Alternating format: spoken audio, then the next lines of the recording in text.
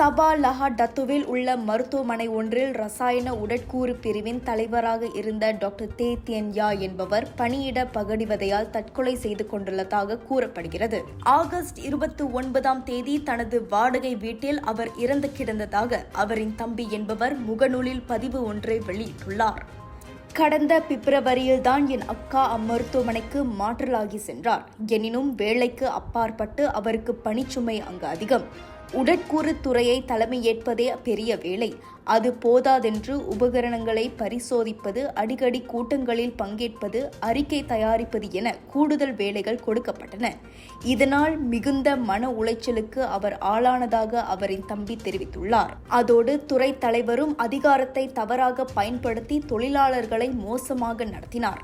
அக்காவின் மன உளைச்சல் பற்றி முன்கூட்டியே தெரிந்திருந்ததால் நிச்சயம் எதையாவது செய்திருக்க முடியும் என தம்பி வேதனையுடன் குறிப்பிட்டுள்ளார்.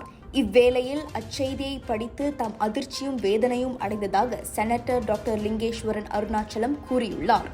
சிறந்த எதிர்காலத்தை கொண்டிருந்த ஓர் இளம் மருத்துவரை நாம் இழந்துள்ளோம். பணியிடங்களில் நடக்கும் பகடிவதைகளை நியாயமாகவும் வெளிப்படையாகவும் விசாரிக்க முந்தைய அரசாங்கத்தின் கீழ் பணிக்குழு அமைக்கப்பட்டது. அதன் ஆய்வறிக்கை என்னவாயிற்று? பகடிவதை பிரச்சினைக்கு என்னதான் தீர்வு? இன்னும் எத்தனை உயிர்களை நாம் இழக்கப் போகிறோம் என டாக்டர் லிங்கேஸ்வரன் வேதனையுடன் கேள்வி எழுப்பியுள்ளார். எனவே சுகாதார அமைச்சர், சுகாதார தலைமை இயக்குனர் உள்ளிட்டோர் தீவிர கவனம் செலுத்தி இதுபோன்ற பிரச்சினைகளுக்கு நிரந்தர தீர்வு காண வேண்டும் என அவர் வலியுறுத்தினார்.